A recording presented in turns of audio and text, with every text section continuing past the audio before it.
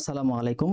আশা করি তোমরা সবাই অনেক বেশি ভালো আছো। তো এই ভিডিওটা মূলত এইচএসসি 23 ব্যাচ তোমরা যারা সেকেন্ড টাইম ভর্তি পরীক্ষা দিতে ইচ্ছুক তোমাদের উদ্দেশ্যে।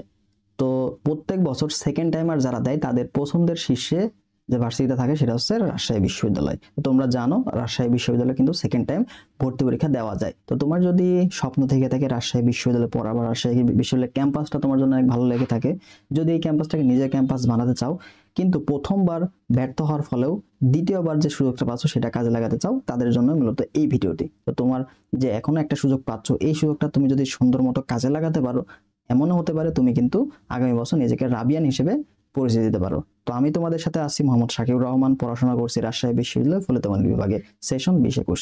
তার কথা না বাড়ায় আমরা বিশেষ কিছু টেকনিক নিয়ে বা যেভাবে প্রত্যেক বছর ছেলেমেয়েরা চান্স পায়, যারা চান্স পেয়ে থাকে তাদের যে কৌশলগুলো অবলম্বন করে থাকে, এই কৌশলগুলো আমরা তোমাদের জানানোর চেষ্টা করব। তো অবশ্যই তোমরা যদি এই কৌশলগুলো মেনটেন করতে পারো তো সেকেন্ড টাইমে তোমরা একটা ভালো পজিশনে টপ 100 এর মধ্যে থেকে ইনশাআল্লাহ রাজশাহী ভার্সিটির সিট একটা ক্র্যাক করতে পারবা। তো কথা না বাড়ায় ভিডিওটা শুরু করি, এবং তোমরা যদি যদি অন্য কোনো ক্লাস বা গাইডলাইন চেয়ে থাকো সেটা অবশ্যই কমেন্ট বক্সে জানাই যাবা, আমি চেষ্টা করবো তোমাদের বোঝানো। যদি অন্য কোনো বিশ্ববিদ্যালয়ের ভিডিও চাও সেক্ষেত্রেও জানাবা কমেন্ট বক্সে। তো ঠিক আছে, চলো আমরা ভিডিওটা শুরু করি। তো প্রথমে দেখো যে বিষয়টা আমি তোমাদের বলবো সেটা হচ্ছে রাজশাহী ভার্সিটির যে প্রত্যেক বছরের যে প্রশ্ন, আমরা এখানে সি ইউনিট নিয়ে আলোচনা করবো, অর্থাৎ বিজ্ঞান বিভাগের সি ইউনিট নিয়ে আলোচনা করব। এই সি ইউনিটের ভর্তি পরীক্ষা কি হয়ে থাকে প্রত্যেক বছর, তো তোমরা জানো আমাদের বিগত বছরগুলোতে শিফট অনুযায়ী পরীক্ষা হয়েছে, 4টা শিফট পরীক্ষা হয়েছে গত বছরও।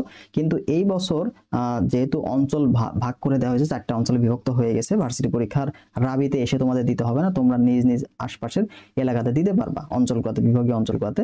তো সেই ক্ষেত্রে শিফট হবে না, এই বছর একবারেই ভর্তি পরীক্ষা অনুষ্ঠিত হবে। তো তোমরা দেখেছো বিগত বছরে চট্টগ্রাম ইউনিভার্সিটিতে কোনো শিফট হয় নাই, কেন? কারণ বিভাগীয় অঞ্চলে পরীক্ষা অনুষ্ঠিত হওয়ার কারণে। ঠিক তেমনি রাজশাহী ইউনিভার্সিটিতেও আগামী বছর কোনো শিফট হওয়ার সম্ভাবনা নেই। তো তো তোমাদের প্রথম কাজ কি? প্রথম কাজ হচ্ছে রাজশাহী ইউনিভার্সিটির প্রশ্নগুলো যে রিপিট হয় এটা একটু ভালো মতো অ্যানালাইসিস করা। এই ক্ষেত্রে তোমরা কি করবা? এই ক্ষেত্রে তোমাদের বিগত 10 বছরের প্রশ্ন সুন্দর মতো অ্যানালাইসিস করতে হবে। দেখো অ্যানালাইসিস জিনিসটা কি? তো আমরা কি করি? আমরা শুধুমাত্র প্রশ্নগুলো সলভ করে যাই, এই প্রশ্ন এভাবে সলভ করে যাই, বাট আমরা অ্যানালাইসিস করি না যে আসলে এই কোন চ্যাপ্টার থেকে কোন টপিকের প্রশ্নগুলো আসছে। এটা কিন্তু আমরা কেউ অ্যানালাইসিস করে দেখি না, আসলে কোন টপিক থেকে বেশি বেশি প্রশ্ন আসছে। ঘুরে ফিরে দেখবা যে একটা অধ্যায় থেকে 5 থেকে 6টা টপিক থাকে এবং ওই টপিকগুলো থেকে প্রশ্ন এসে থাকে। তো তুমি যদি ওই টপিকগুলো আইডেন্টিফাই না করতে পারো তাহলে আসলে তোমার প্রশ্ন ব্যাংক সলভ করার কোনো মানেই হয় না। প্রশ্ন ব্যাংক সলভ করতে হবে তোমাকে অ্যানালাইসিস করে, টপিক বিশ্লেষণ করতে হবে আসলে কোন কোন টপিক থেকে প্রশ্নগুলো এসে থাকে এবং ওই টাইপের প্রশ্নগুলো আরো কিভাবে ঘুরায় পেঁচায় দিতে পারে, এই জিনিসগুলো তোমাকে ধরতে হবে। যদি ধরতে পারো তাহলে শুধুমাত্র প্রশ্ন ব্যাংক সলভ করেই এবং ওই টপিকগুলো অ্যানালাইসিস করেই তুমি কিন্তু চান্স পেতে পারবা। তো তোমাদের এরপরে যে কাজটা হচ্ছে সেটা ওই যে বললাম যে টপিক অ্যানালাইসিস করতে হবে।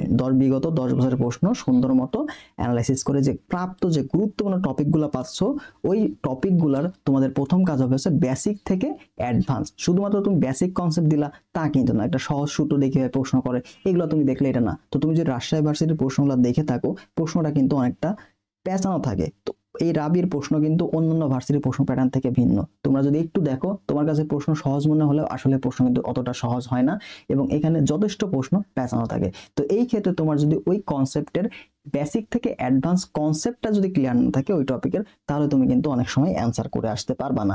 এছাড়া এখানে কিন্তু আরেকটা বিষয় হয়, সেটা হচ্ছে হ্যান্ড ক্যালকুলেশন।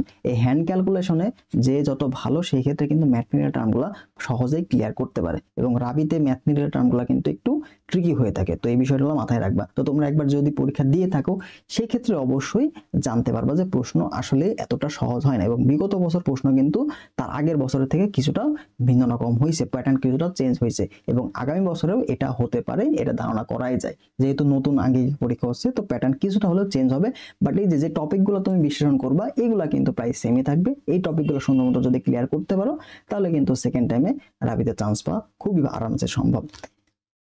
দ্বিতীয় তোমাদের পরের কাজ হচ্ছে মূল বই থেকে থিওরি পার্টটা। তো তোমরা জানো বিগত প্রশ্নগুলো যদি দেখো দেখবে যে ওখানে থিওরি প্রশ্নগুলো কিন্তু আসে, ম্যাথমেটিক্যাল টার্ম এবং থিওরি প্রশ্ন দুইটাই কিন্তু এসে থাকে রাজশাহী বিশ্ববিদ্যালয় ভর্তি পরীক্ষাতে। তো তোমাদের অবশ্যই মূল বই থেকে থিওরি পার্টটা পড়তে হবে, ঠিক আছে? থিওরির জন্য তোমার কি করতে হবে? মূল বইটা ভালো মতো দেখতে হবে। তুমি এক্ষেত্রে কি করবা? ফর্মুলাটা ভালো মতো দেখবা, ঠিক আছে? ফর্মুলা ভালো মতো দেখবা, বিভিন্ন প্রকার এক্সাম্পল দেওয়া আছে, এই এক্সাম্পল গুলা ভালো মতো দেখবা, ঠিক আছে?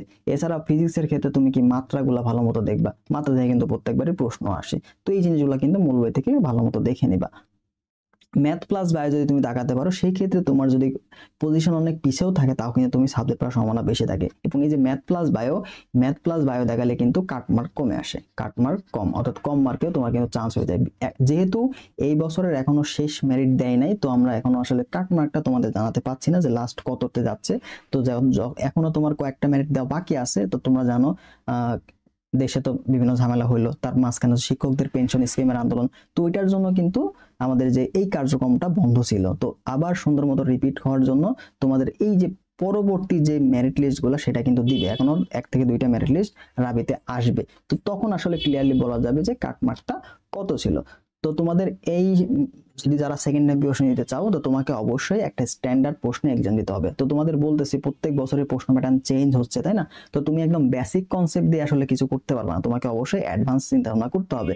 তো সেখানে স্ট্যান্ডার্ড একটা প্রশ্ন তুমি যদি বারবার প্র্যাকটিস করো, সেই ক্ষেত্রে তোমার কিন্তু ব্রেন সেইভাবেই তৈরি হবে যে আসলে আমাদের পরবর্তীতে নতুন প্রশ্ন আসলে আমি কিভাবে সলভ করবো, সেই মেন্টালিটি তোমাদের কিন্তু তৈরি হয়ে যাবে। তো অবশ্যই স্ট্যান্ডার্ড প্রশ্নে বেশি বেশি এক্সাম দেওয়ার চেষ্টা করবা, এবং নিজের যে ভুলগুলো হবে সেই ভুলগুলো অবশ্যই সংশোধন করার চেষ্টা করবে। দেখো তোমার কিন্তু একবার ভুল শুধরানোর সময় তুমি পাচ্ছ, পরবর্তীতে কিন্তু আর সুযোগ পাবা না। তো এটাই হচ্ছে লাস্ট চান্স, লাস্ট, এবং এটাই শেষ। এরপরে কিন্তু আর কোনো চান্স নাই, চাইলেও তুমি সম্ভাবনা পারবা না। ঠিক আছে? তো অবশ্যই মাথায় রাখার চেষ্টা করবা। তো তোমরা যারা সেকেন্ড টাইম প্রিপারেশন নিচ্ছ, একটা রুটিনের মধ্যে থেকে, একটা গাইডলাইনের মধ্যে থেকে প্রিপারেশন নিতে চাও, সেই ক্ষেত্রে শুধুমাত্র রাবি না, রাবি, জাবি, চবি, গুচ্ছ সকল বিশ্ববিদ্যালয়ে সেকেন্ড টাইম দেওয়ার জন্য আমাদের ভার্সিটি স্পেশাল সেকেন্ড টাইম কোর্সটা লঞ্চ হয়ে গেছে। তো অলরেডি কিন্তু ক্লাস শুরু হয়ে গেছে। তো তোমরা চাইলে এখন এনরোল করে ক্লাসগুলো পেয়ে যাবা। তো আমাদের এখন রেকর্ডেড ক্লাসগুলো দেওয়া হচ্ছে, এরপরে আমাদের লাইভ ক্লাস শুরু হয়ে যাবে। তো এখানে একই সাথে তুমি রাবির জন্য, জাবির জন্য, চবির জন্য এবং গুচ্ছের জন্য কিন্তু প্রিপারেশন নিতে পারবা। সবগুলো অ্যাক্সেস তুমি কিন্তু এখানে পেয়ে যাবা। তো এখানে পদার্থ রসায়ন এবং গণিত, এছাড়া আইসিটি ক্লাসগুলো দেওয়া হবে। এখানে আমাদের বায়োলজি ক্লাস থাকবে না, কিন্তু বায়োলজির এক্সামগুলো নেওয়া হবে, এবং এক্সাম যেগুলো আছে সেগুলো কিন্তু প্রত্যেক সাবজেক্টের এক্সাম তুমি দিতে পারবা। বাংলা, ইংলিশ, এছাড়াও আইসিটির এক্সামটাও তুমি কিন্তু আমাদের এখানে দিতে পারবা। ঠিক আছে? ভার্সিটি প্রশ্ন ব্যাংক সলভ, বিভিন্ন প্রশ্ন ব্যাংক সলভ, এছাড়া কনসেপ্ট ক্লাস সবগুলাই তুমি কিন্তু আমাদের এই ফুল ব্যাচে পেয়ে যাবা। এছাড়া যদি কেউ শুধুমাত্র এক্সাম ব্যাচে ভর্তি হতে চাও, সেই ক্ষেত্রে আমাদের দেখতে পাচ্ছ এক্সাম চলবে কিন্তু লাস্ট গুচ্ছ ক পর্যন্ত, একদম আনলিমিটেড পরীক্ষা দিতে পারবা। ততদিনে যতগুলো ভর্তি পরীক্ষা অনুষ্ঠিত হবে সবগুলোর অ্যাক্সেস তোমরা কিন্তু পেয়ে যাবা। অধ্যায়ভিত্তিক পরীক্ষা দিতে পারবা, পেপার ফাইনাল পরীক্ষা দিতে পারবা, এছাড়া সাবজেক্ট ফাইনাল পরীক্ষা দিতে পারবা। এসব প্রত্যেক দিন কিন্তু এক্সাম হচ্ছে প্রত্যেকটা টপিকের উপরে। তো সুন্দর মতো প্রিপারেশন নিয়ে তোমরা কিন্তু পরীক্ষার হলে বসতে পারবা। তো এই এক্সাম ব্যাচের ফি হচ্ছে মাত্র 550 টাকা, এবং এটার ফি হচ্ছে তোমরা এখন ডিসকাউন্ট প্রাইসে ভর্তি হতে পারবা। তো যে হোয়াটসঅ্যাপ নাম্বার দেওয়া আছে এটাতে যোগাযোগ করো, তাহলে কিন্তু আমরা তোমাদের বিস্তারিত জানাই দিব। তো এই যে হোয়াটসঅ্যাপ অথবা টেলিগ্রাম যে কোনো একটাতে যোগাযোগ করলেই হবে। এছাড়া তুমি আমাদের ডিসক্রিপশন বক্সে চেক করতে পারো, সেখানে ডেমো ক্লাসগুলো দেওয়া আছে, ডেমো এক্সাম দেওয়া আছে, সেখান থেকে যাচাই বাছাই করে তুমি কিন্তু চাইলে এনরোল করতে পারো। তো ঠিক আছে, সবাই ভালো থাকো, আল্লাহ হাফেজ। যদি রাবি নিয়ে তোমাদের কোনো চিন্তা মানে প্রশ্ন থেকে থাকে মনের মধ্যে, সেটা অবশ্যই কমেন্ট বক্সে জানাই দাও, আমরা রিপ্লাই দেওয়ার চেষ্টা করবো। আল্লাহ হাফেজ।